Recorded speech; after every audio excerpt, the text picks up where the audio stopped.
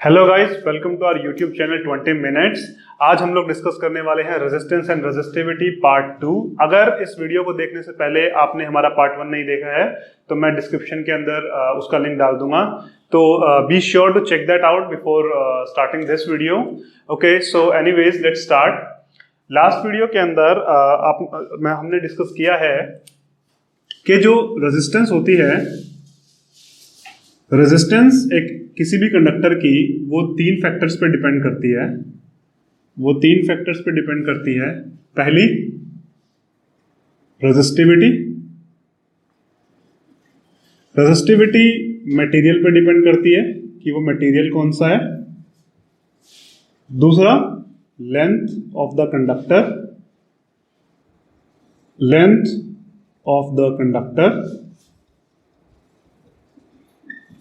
Third, it's area of cross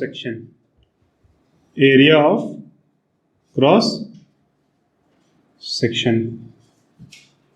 मैं एक आपको छोटा सा रिकैप दे देता हूं। हमने एक एक्सपेरिमेंट किया था, जिस एक्सपेरिमेंट के अंदर हमने एक एम्पियर मीटर लगाया था। एम्पियर मीटर करंट की वैल्यूज को मेजरमेंट करने के लिए होता है।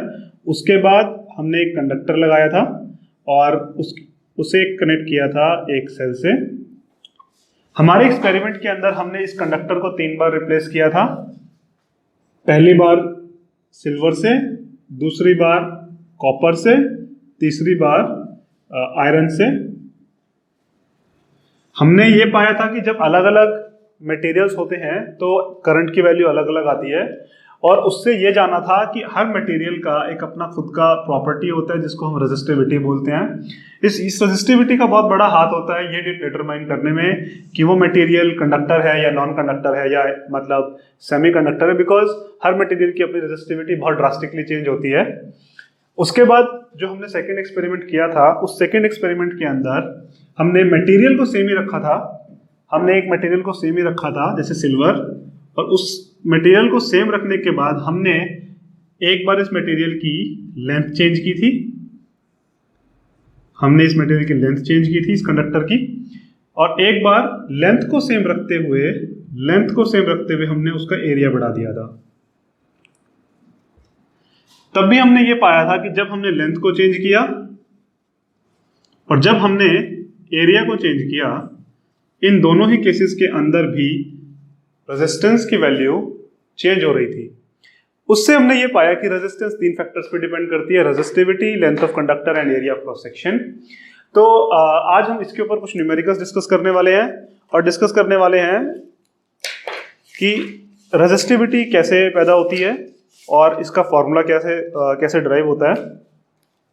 तो एक्सपेरिमेंट्स के थ्रू हम सबसे पहले ये दिखाने वाले हैं कि रेजिस्टेंस का फॉर्मूला क्या होता है।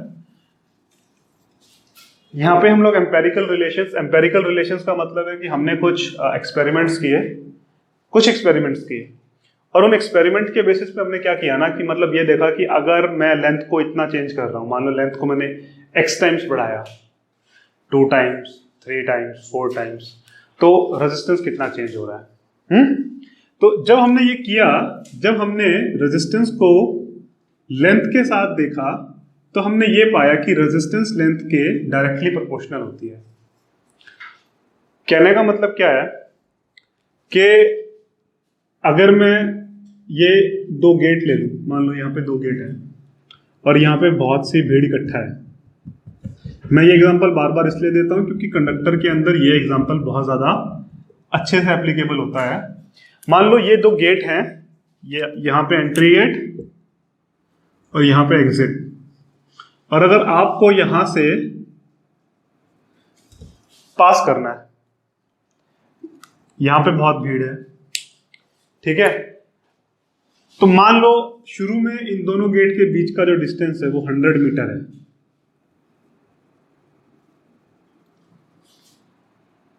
अगर यही गैप मैं 100 मीटर से बढ़ा के 150 मीटर कर दूं, और भीड़ भी है, वापस से उतनी ही भीड़ है, तो क्या आपको ज्यादा टाइम लगेगा या कम टाइम लगेगा पास करने में? ज्यादा टाइम लगेगा, कम टाइम लगेगा? ज्यादा। क्यों? क्योंकि आप कहीं ना कहीं आप ये बोलोगे कि रेजिस्टेंस बढ़ गई है, रेजिस्टेंस बढ़ गई है। सिमिलरली कंडक्टर्स के अंदर भी जब लेंथ चेंज होती है तो रेजिस्टेंस चेंज होती है, और लेंथ बढ़ती है तो रेजिस्टेंस बढ़ती है। तो एम्पेरिकली या फिर आप कहिए प्रैक्टिकली एक्सपेरिमेंट्स के थ्रू हम लिखते हैं कि resistance is proportional to length. ठीक है, नेक्स्ट सेम एग्जांपल बट थोड़ा सा इसमें जो चेंज है वो ये है कि इस बार मैंने क्या किया, गेट का जो साइज था, जो एरिया था जिसमें से आप पास कर सकते हैं, मैंने वो बढ़ा दिया। यहां पे आप हैं मान लीजिए, और ये इतने एरिया से अब आप निकल सकते हैं। यहां पे फिर वही भीड़। पहले जब आपके पास एरिया कम था तब आपको पास करने में ज्यादा दिक्कत होगी, और जब यही जगह खुल गई है तो आपको पास करने में कम दिक्कत होगी, है ना। तो ऐसे ही रेजिस्टेंस कम हो जाती है, अगर आपका एरिया बढ़ता है तो रेजिस्टेंस कम हो जाती है। और मैथमेटिकली हम लोग लिखते हैं resistance is inversely proportional to area.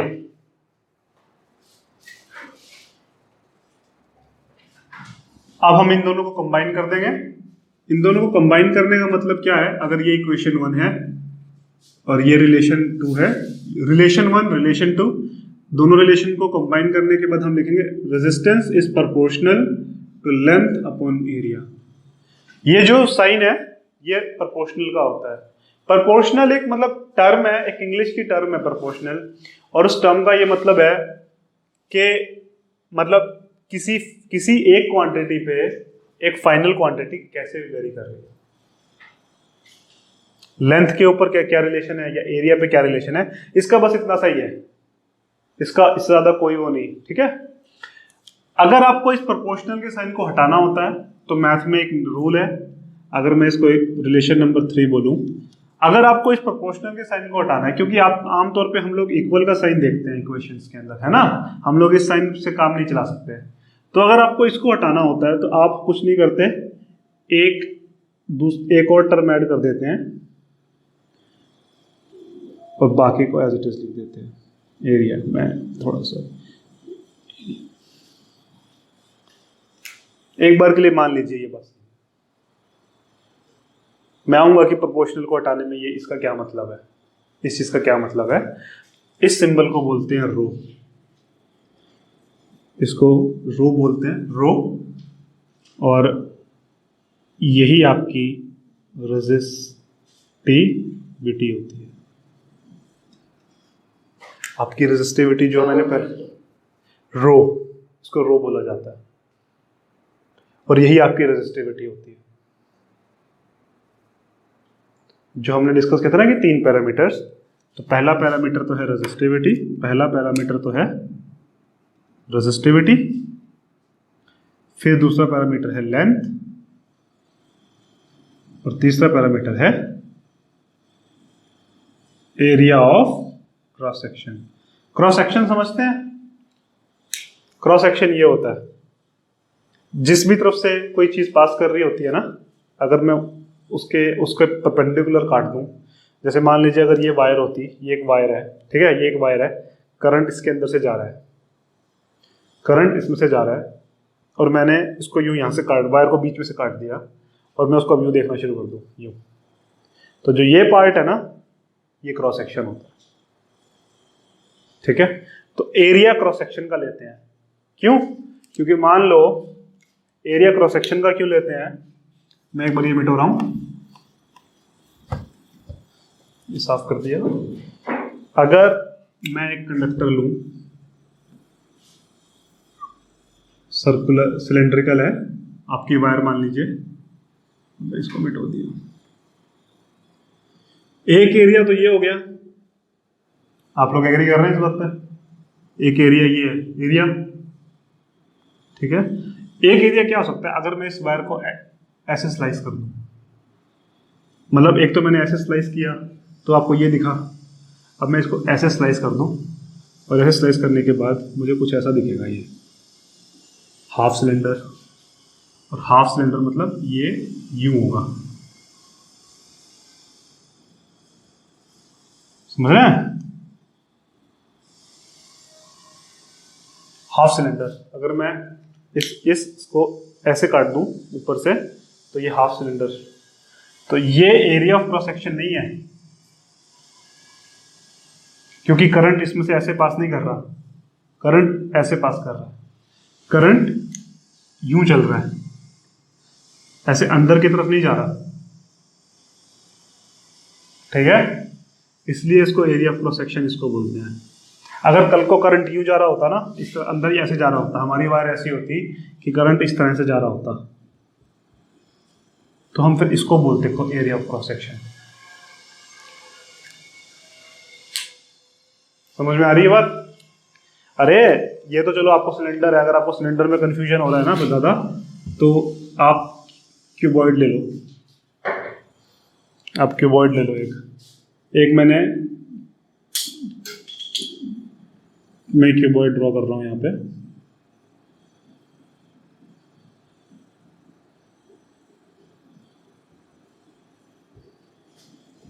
ठीक है? क्यूबॉइड के अंदर 6 सरफेसेस होते हैं, है ना? अगर करंट यहां से जा घुस के यहां से निकल रहा है ना, तो उस टाइम के लिए मेरा एरिया ऑफ क्रॉस सेक्शन यही है, बाकी 4 नहीं है। जिस तरफ से करंट घुस, अगर मेरा करंट नीचे से जा रहा होता ना और ऐसे निकल रहा होता बाहर, तो फिर मेरा एरिया ऑफ क्रॉस सेक्शन ये हो जाता। तो जो हमारी ये फॉर्मूले में जो ये एरिया होता है ना, हमेशा वही वाला एरिया होता है जिसमें करंट घुस रहा होता है। ओके? अब एक और चीज कि ये सर ये रो कहां से आया, यही है ना क्वेश्चन, एक यही बनता है कि सर ये रो कहां से आया। ये एक्चुअली जब आप प्रोपोर्शनल का साइन जो होता है ना, वो कुछ इस तरह से होता है कि मैं ये मान लो मैं ये बोलता हूं कि मेरे को 5 ऑरेंज खरीदने हैं, मतलब सॉरी, मेरे को ऑरेंज का प्राइस, ऑरेंज लेने हैं, मेरे को ऑरेंज लेने हैं। मुझे एक बात पता है, ऑरेंज का जो प्राइस, अगर मुझे मान लो 10 ऑरेंज लेने हो और मेरे को 20 ऑरेंज लेने हो, एक बार मेरे को 10 ऑरेंज लेने हैं, एक बार मेरे को 20 ऑरेंज लेने हैं, मेरे को एक बात तो पता है कि 20 ऑरेंज का प्राइस 10 ऑरेंज से ज्यादा होगा, पता है ना कितना ज्यादा होगा, ऐसे पता चलेगा? डबल होगा, डबल होगा, ये बात मेरे को पता है, लेकिन कितना होगा ये बात पता चलेगी? नहीं पता चलेगी ना। अब अगर मैं यही बात आपको बोल दूं कि एक ऑरेंज का प्राइस 5 रुपीज है, 10 ऑरेंज का कितना होगा? इंटू 5, 50। अब ढंग से देखिएगा, प्राइस ऑफ ऑरेंज में लिख देता हूं, price of orange is proportional to number of orange, है कि नहीं है? अब ये बात चेक कीजिए। अरे जैसे जैसे मैं नंबर ऑफ ऑरेंज बढ़ा रहा हूं, वैसे वैसे मेरा टोटल प्राइस बढ़ रहा है कि नहीं बढ़ रहा? टोटल प्राइस ऑफ ऑरेंज लिख लीजिए, आपको ज्यादा कंफ्यूजन है तो।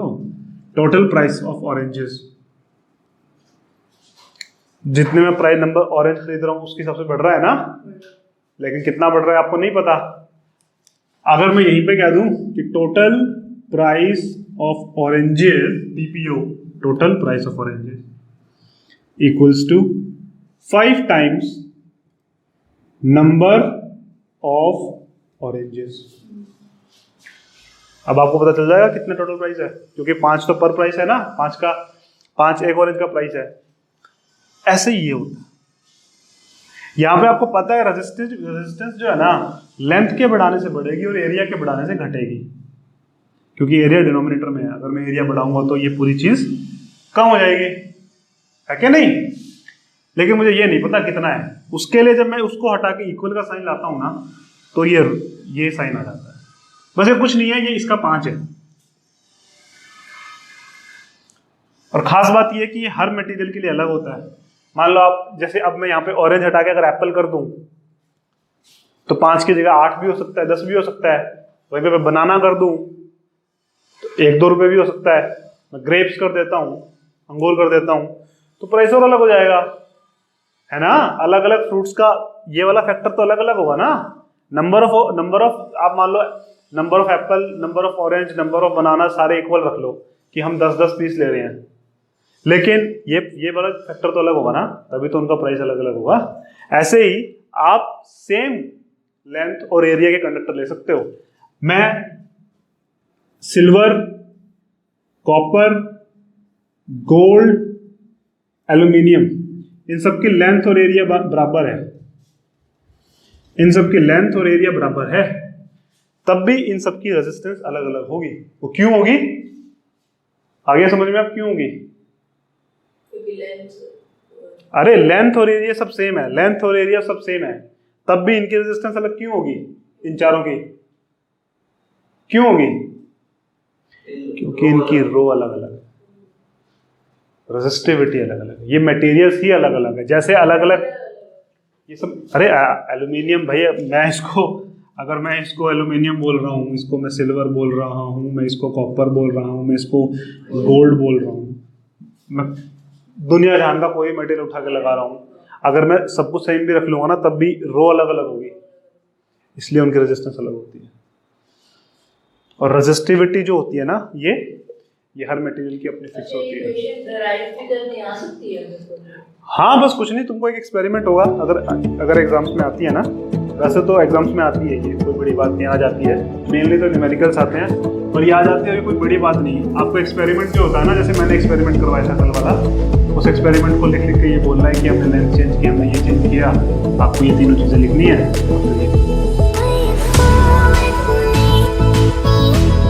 एग्जाम हो जाएंगे जो हो गया, ठीक है। लेकिन अगर कभी पूछे